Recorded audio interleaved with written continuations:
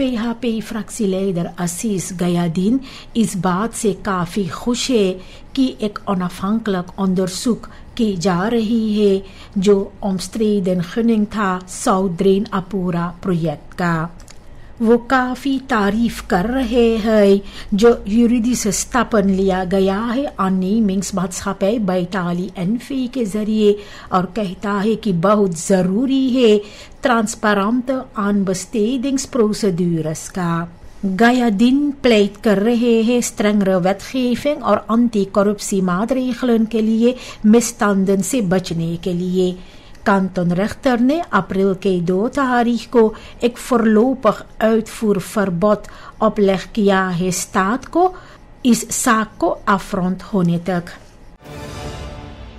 द्वाइट क्वाइकी लैंडफेल्ड की तलाश की जाती है जो वानिका के रहने वाले हैं मोर्ट zware diefstal और wapen bezit के लिए। प्रोक्यूरर generaal इनका opsporing और aanhouding gelast की है। लैंडफेल्ड vuurwapen और vlucht gevaarlijk है।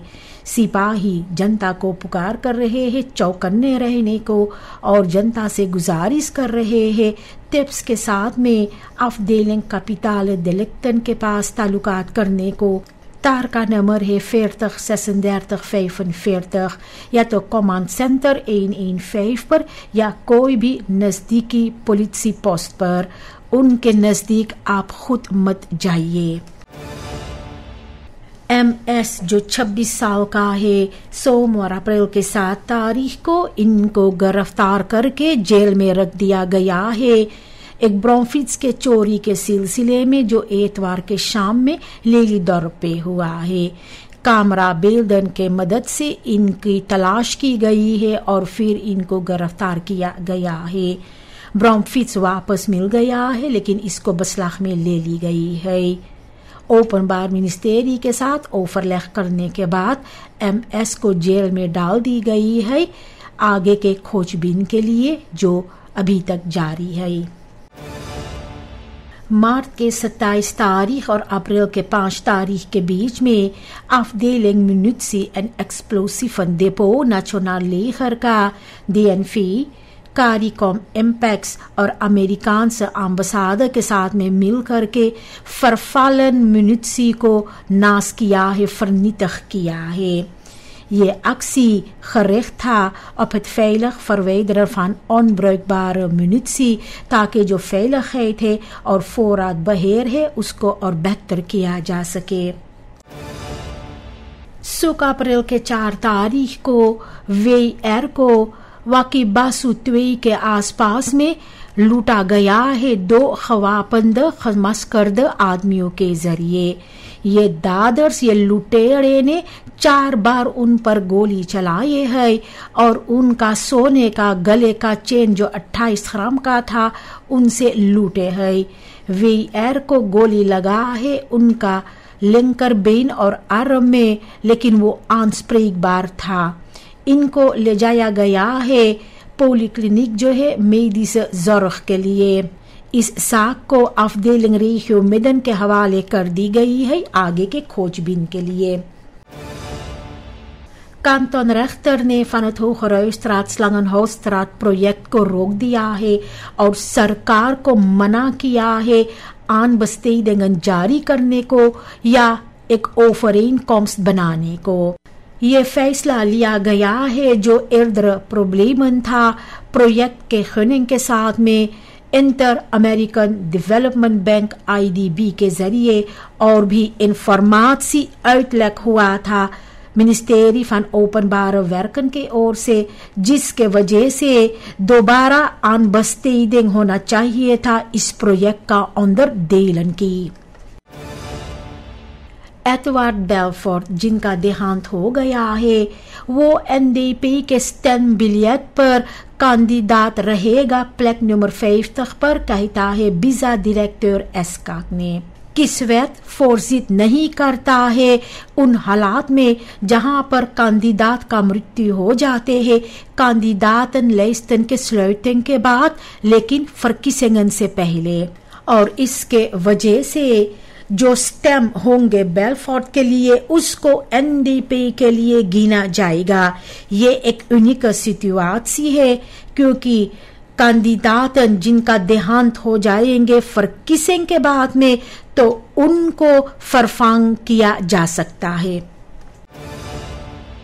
André Misikaba, voormalig fractieleider NDP का कहता है कि सूरीनाम को और staatsbedrijven कायम करना चाहिए, जैसे staatsgoud, staatsvis en staatsgas। उनका ये मानना है कि जो huidige सरकार है वो सही तरीका से काम नहीं कर रहा है और कहता है het afbouwen van subsidies en het niet garanderen van basiszorg zorgwekkend। मिसिकाबा ने कहा है कि सरकार जो है वो खुद को ऊपर रखे है जनता से और उनका मांग है कि जो चुनाव होने वाले हैं मई के 25 तारीख को, तो सरकार में बदलाव आए। डीएना कैंडिडेट जॉनी सुधीरमान कस जो हमारे देश के जनता को पुकार कर रहे हैं जिम्मेवारी उठाने को और न सिर्फ शिकायत करने को। एक bijeenkomst के दौरान निकेरी में वो बनादर किया है कि कितनी जरूरी है ऑफर्स देने को, जोर तोड़ से काम करने को और एक दूसरे को इंस्पिरेर करने को। काश जो एक खुरंत फरकोपर है अपना तजुर्बा लोगों के साथ बांटे है और जनता को पुकार किया है कि जनता एक दूसरे को मदद करे, उन्हें ऊपर खींचे और ना कि उन्हें नीचे खींच के गिराए, और जो जिंदगी को लेकर के अदाखिंगन है उसके बारे में शिकायत ना करे। दर्शकों, जनवरी के 30 और अप्रैल के 7 तारीख के बीच में बहुत सी प्रेजेंट स्टेबल रह गए हैं, लेकिन कुछ फरंदरिंग भी आए हैं। लहसुन डाले हुए है 21% के साथ, जो tussen 110 en 120 था, अब हो गए है tussen de 85 en 95 SRD per kilogram. मुर्गी के अंडे डाले हुए है 10% के साथ और ये भी 10 en 11 SRD से 9 tot 10 SRD per stuk। स्पाइसोली कुछ उसमें दाम चढ़ा है और ये भी 50 en 67 SRD से 55 और 75 SRD तक। प्याज, आलू, चावल, टॉयलेट पेपर और कॉफी का दाम ये रिलेटिव स्टेबल रह गए हैं। इंग्रिड बाउटर्स वाल्डरिंग स्cherp रिएक्शन की है रोनी ब्रुन्सविक पर, जो खुद को सोल्डात कहा है। ये कहती है कि इसको 40 सालों से शिक्षा दी गई है अपर बफेलहेबर के जरिए। बाउटर्स वाल्डरिंग पुकार कर रही है एनडीपी को मदद करने को, क्योंकि जो uitdagingen है सूरीनाम का, जैसे afwezigheid van olie-inkomsten tot 2028, कहती है कि बहुत जरूरी है ट्रांसपेरेंसी का और एक अच्छा बस्तूर का, जिसके जरिए जो कूर से हमारा देश का वो बपाल हो सकता है। onderwijsfilosoof हाना कहती है कि स्कूलों खास करके कंट्रोल इंस्टेलिंगन है जो डिसिप्लिन और कॉन्फॉर्मिटेट पर गरिcht है और ना कि ऑथेंटिक लेरन पर।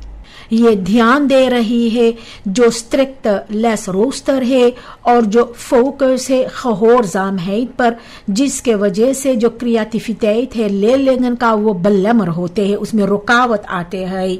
हाना प्लेट कर रही है ऑनदरवेस के लिए जो न्यूज़खीरखैत को बढ़ावा देते हैं और ना कि लेरलिंगन पर दबाव डाले जो रीखल से उसके मुताबिक पढ़ाई करने को। ये कहती है कि ऑनदरवेस तब ट्रांसफॉर्मेर होगा जब वो कंट्रोल से छूटेगा।